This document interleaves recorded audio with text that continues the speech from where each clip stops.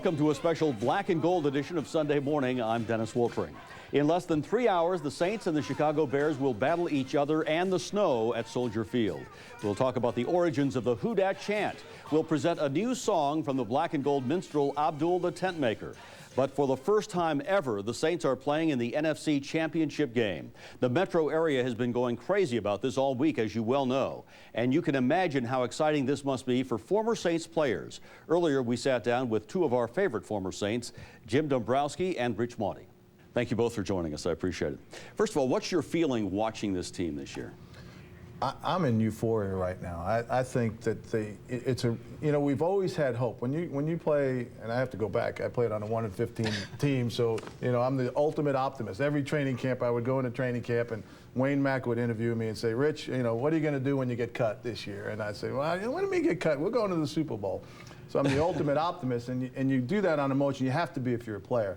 But on the outside now, looking in over the years, I look at this team and I say, you know what? It's not a I wish, I hope, I pray deal. These guys have got it. They're doing things, even in a loss, they'll do things that they show signs of poise and togetherness and teamwork. They have a great leader in Drew Brees on the field, and Coach Payton has pulled together guys that are all pulling the same rope. And so you see those things, you see that cohesiveness.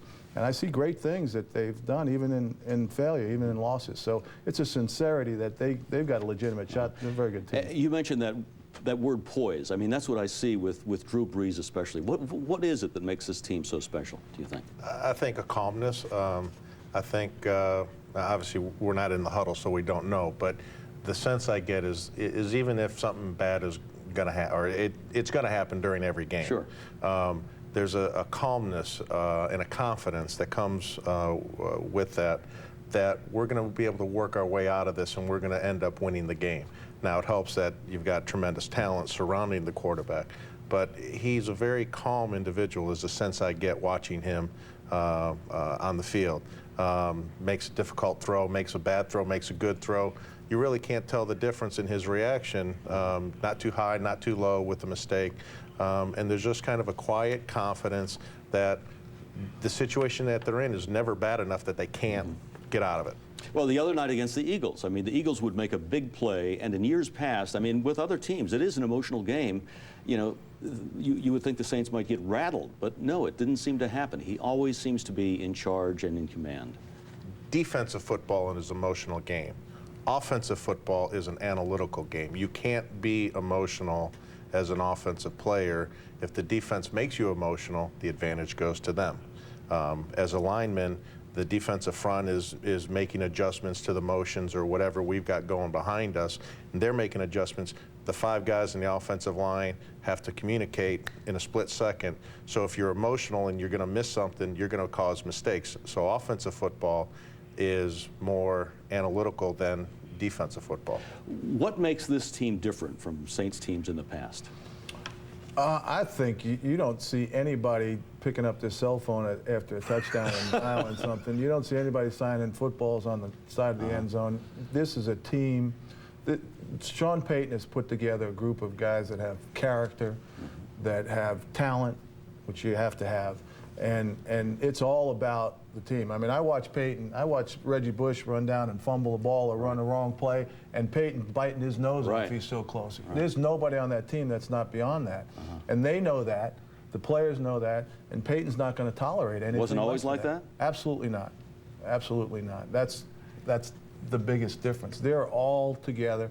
Payton came in, and Coach Payton came in, and he said, someone asked him a question. He was being interviewed, and someone asked him a question about the 49th guy on the team, or someone here. He said, everybody that puts a uniform on is expected to play and is good enough to play. And they better expect to be on the field and better be ready when they get on the field. If they're not, then they're not on this team.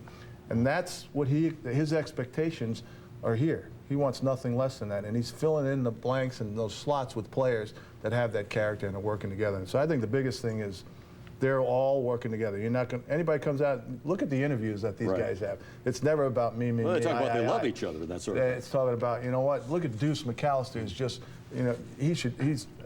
to me he's my hero because they bring in Reggie Bush and this guy says, come on, Mm-hmm. I need help. I just want to win a championship, whatever I have to do. And the guy's having his best season, and it shows that he's sincere about that. Jim, what was it about teams in the past that that made them fail? A missing piece. It could have been a player or two. It could have been poor coaching decisions. It could have been poor help from the administration. Really, to have your team succeed and get to the Super Bowl and win a Super Bowl, all those pieces have to fit into a puzzle. And for whatever reason, our puzzle never got completed. You guys were talking earlier about a cancer or a bad apple on the team. Is that a factor oftentimes? Absolutely. Football is a tough enough game when you have everybody working together. If you have a guy or two guys or maybe more guys that are more worried about their individual accomplishments than team goals, it just makes it that much more difficult. And the league is too competitive now to have that added obstacle that you have to overcome. Everybody has to be pulling in the same direction for it to really be successful. A year ago, a lot of people here thought the team might be leaving, and that people were infuriated with Benson. I mean, were you surprised to see things turn around the way they have? In some ways, yes. I thought their talent level was better than what the record was last year. But by no means did I expect them to be playing in the conference championship the first year. Anytime you have a new coaching staff, there's tremendous turnover in personnel, and I just thought it would be too much to expect a new coach, new staff, big turnover in personnel to succeed as quickly as they did. I thought that they would struggle in the beginning of the year, and then they would improve as the year goes on and to be playing pretty good football at the end of the season.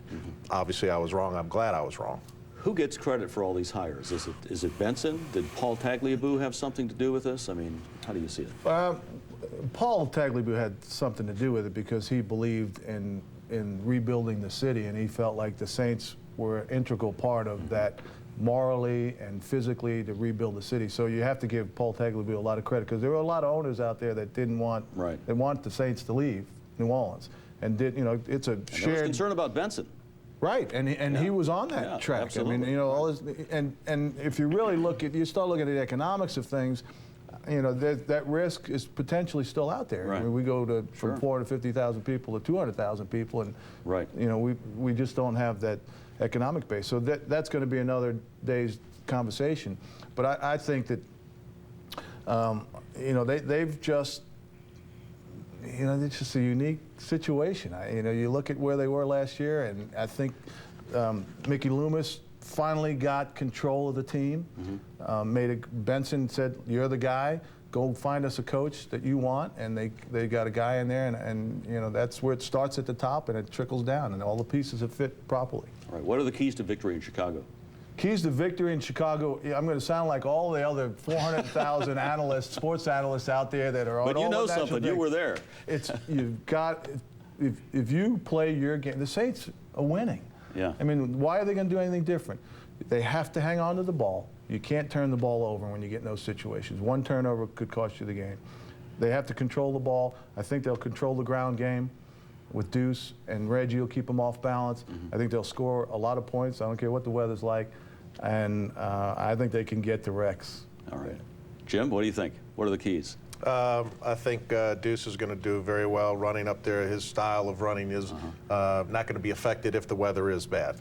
The matchups that the Saints offense poses with the receivers and Reggie, and do you cover him with the linebacker, do you cover him with the safety, creates opportunities for the offense. So I think the offense is going to score a fair number of points.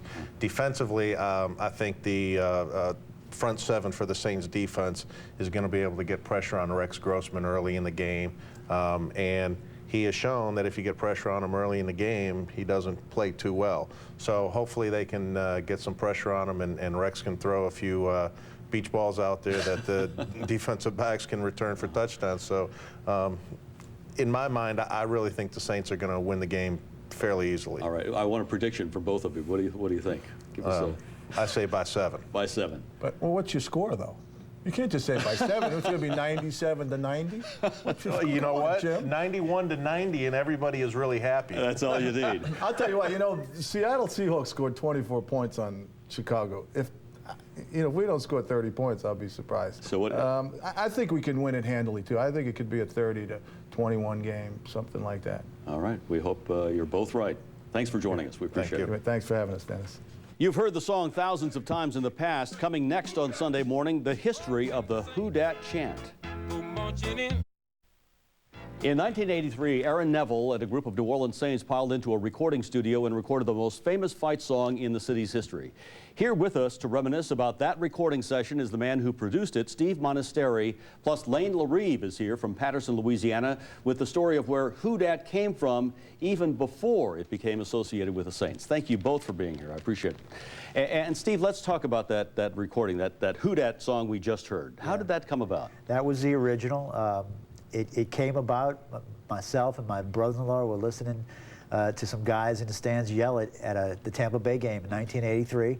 Saints won the game, and they won 8 games, so we knew they were going to be at least 8-8, so everybody celebrated. Back then, it was a big deal. And we just went home to start partying and yelling the chant. And I had a recording studio over on Bienville Street, so I called up some musician friends, and in the middle of the night, we piled in, and at the time, we knew Brad Edelman, who was on offensive line. We called Brad. Brad, can you get the team over here? And he showed up with the offensive line. And Aaron Neville, back then, you can call Aaron at home and get him out the house. So I called Aaron, can you come over and sing? And he's like, yeah, I'll get up and come sing it. You know? Just sort of a spontaneous thing. Absolutely. But it was more than WHO DAT. I mean, you wrote the song? I mean, who wrote this thing? Well, you know, the WHO DAT chant, as everybody knows, you know, has been around for, you know, football and sports for a while. And I heard it, so I took it and put it together with The Saints Go Marching In, which is, you know, forever. And I just changed the lyrics, you know, bum, bum, bum, bum, when that snake, Kent Stabler snake, you know. And so I wouldn't say so much wrote it as just produced it and put it together. You know? Did you ever think that it would live on the way it has?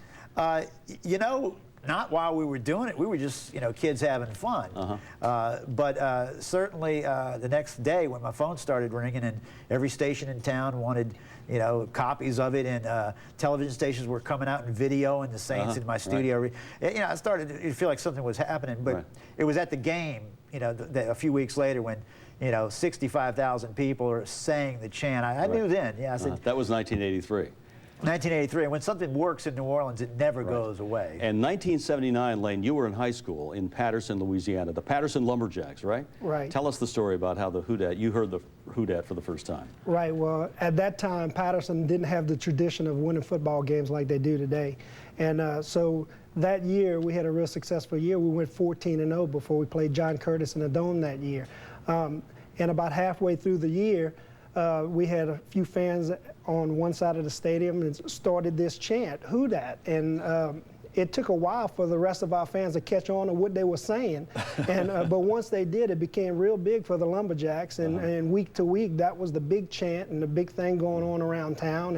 And we have a shot from your yearbook, actually. It was in the yearbook, the WHO DAT. Sure. WHO DAT became a slogan that you guys used, and then eventually it got into the Superdome. I mean, right.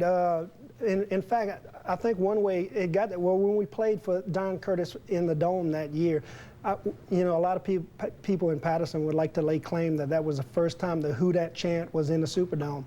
But we also, that year, Dalton Hilliard was a sophomore at Patterson, which when he graduated, he went to LSU, and then he turned around and he signed with the Saints. And so a lot of people in Patterson would like to believe that they transported that WHO DAT all the way to the Superdome. From Patterson, from the Lumberjacks to the Saints. Right. And there's another Saints song that you produced, another WHO DAT song that tells about the history. Let's listen to a little bit of that. Yeah. WHO DAT say they're gonna beat them Saints. WHO DAT, WHO DAT, WHO DAT say they're gonna beat them Saints. WHO DAT. Oh, when the Saints first came to town, when the great McNutt and Morris was around, when interest rates just had one number, that's when that WHO DAT fever came to town. Who could forget? And you go on to talk about kicking with a half a foot and that sort of thing. My favorite line in that song is, because we had so much fun writing it, was, and do you recall old Archie Who? And WHO DAT kicked twice as far with half a shoe. That's a lot of fun. And you wrote that song, huh? Yeah, myself and my brother wrote that in 1987. We wanted to do a history, and it goes on and talks about, if you've been in New Orleans all your life, there's a lot of things that we touch on today. You know what's funny is to hear people from outside New Orleans, for example, some Eagles fans, not this game, but the first Eagles-Saints game, Eagles fans came in here and they're trying to duplicate the Who Dat, and they said, "Who that?" They don't really quite get it. I mean, there is, it sort of fits with this community, doesn't it? Yeah, and you know, I live in San Antonio, Texas now, and I travel the country in business, and you know, some people know it, and they'll try to say it to me, and you know, they can't say it. You know? Even though you teach them, they can't say it. And in Patterson, so people listen to this chant, Patterson feels like they were creators of this, or they had a part in the beginning of this, huh? Oh, absolutely. I mean, if you ask people in Patterson, especially the older crowd, because, you know, it was so long ago now, but I mean, that older crowd that remembers those days, you ask any one of them, and they'll swear that it came from Patterson High School. And you see, we just met today, and I didn't know this, and it's a pleasure meeting him to hear this story, because I didn't know where it originated. 81, the Tigers used it in a song. But we were talking a while ago. It sounds to me that that's where it did come from, because I don't know of any history before that where it was used as a football chant. Well, we're looking for another song from you, and you know, I'm sure people would love to buy it. Thank you both for being here. I appreciate it. Thanks. He's called Abdul the Tentmaker, and he writes and sings odes to the black and gold. That's next on Sunday Morning.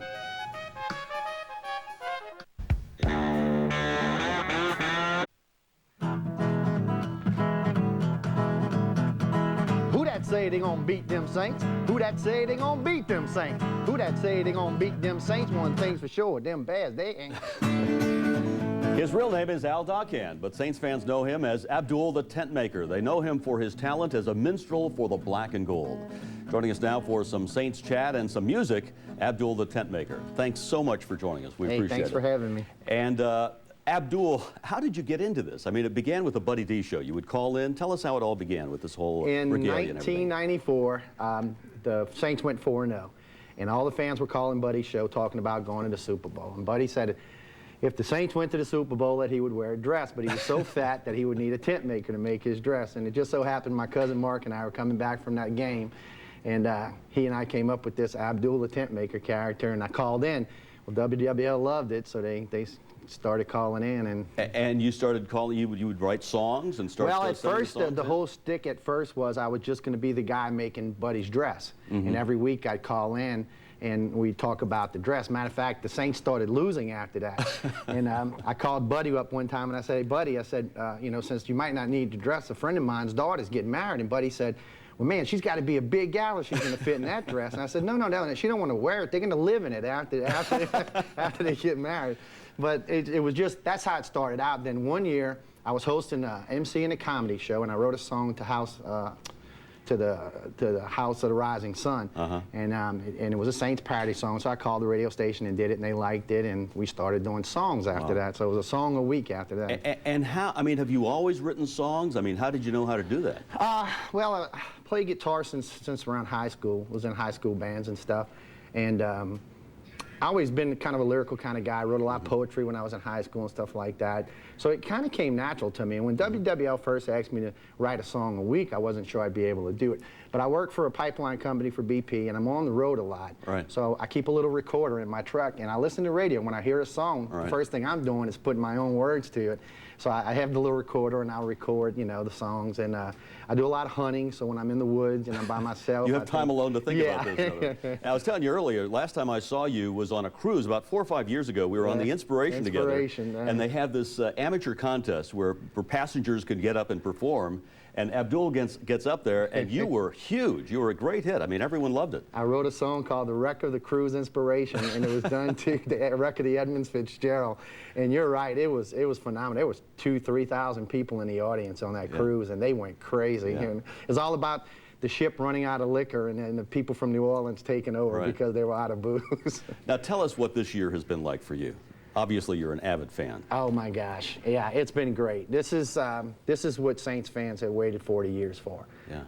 It's something that the city needed at this particular time, but from a standpoint of a Saints fan, this is something that we've been looking for. And you could talk about Cincinnati and Detroit and some of these other franchises, but you know, compared to the Saints having just one playoff game, I mean, think of that, one playoff game in 40 years. So this is an amazing season. And it's not over, by the way. Buddy D must be getting ready for the dress, right? Oh, yeah. What's your prediction on the game? Oh, I see the Bears as just a bump in the road. We got the RV fueled up and we're ready to go to Miami. I really do. I don't think the Bears can stop the offense. All right, that give us one more song. We have time for a song in the. Okay, this one's called "Run Reggie Run." This is one I wrote right at the beginning of the year. Well, he runs just like a rabbit, but he'll hit you like a truck. And all those fans in Houston must still be going nuts, 'cause the Texans had a shot at him, but couldn't get it done. Now the battle cry in New Orleans is "Run, Reggie, run." He's got the heart, he's got the moves, and he sure has got the speed. And unlike Ricky Williams, he does it without the weed. Yeah, the coaches down in Texas, can they really be that dumb? And they'll really be embarrassed when they see "Run, Reggie, run." Run for all the families and the fans in New Orleans. Run for all the many years we've suffered with this team. This city needs a hero, and you can be the one. So everybody sing it with me. Run, Reggie, run. Now Katrina may have took our homes, but she didn't take our dreams. So tonight kneel down and say a little prayer for New Orleans. God help us to rebuild our city, and if your will be done, New Orleans in the Super Bowl singing "Run, Reggie, run." Run for all the families and the fans in New Orleans. Run for all the many years we suffered with this team. City needs a hero, and you can be the one. Everybody sing it with me. Run, Reggie, run. All the frustration, all those years, and especially as you say in that song, after what we've gone through with Katrina and trying to recover. I mean, this is such a great thing for this community. Yeah, I mean, you see the way, I'm telling you, in that stand, in that stadium Saturday night, I don't care if you were green, yellow, purple, or blue. I'd say this to everybody. Everybody in that stadium Saturday night was black and gold. I've seen people hugging and kissing, and it was an amazing sight to see. It brings people together in a way that you can't imagine, really. And you think it's going to go to the Super Bowl? Oh yeah, by all means. I'm confident that we'll be in Miami in a couple weeks. Against Indianapolis? I hope so. I hope so for the Manning family. Right. You know, I hate to see them lose to New Orleans Saints, but at least we can say that Peyton got there. Yeah. We're out of time. I'd like you to finish up with that song about the Chicago Bears. You got it. Thanks so much for joining us. Hey, I enjoyed it. This is our program for today. Thank you for stopping by, and we'll see you again next Sunday. Who that say they gonna beat them Saints? Who that say they gonna beat them Saints? Who that say they gonna beat them Saints? One thing's for sure, them Bears, they ain't. 'Cause the Saints are going to the Super Bowl. We're gonna paint Miami black and gold. Dance till dawn on Bourbon Street. Win it all for Buddy D. Hey, who that say they gonna beat them Saints? Who that say they gonna beat them Saints? Who that say they gonna beat them Saints? One thing's for sure, them Bears, they ain't.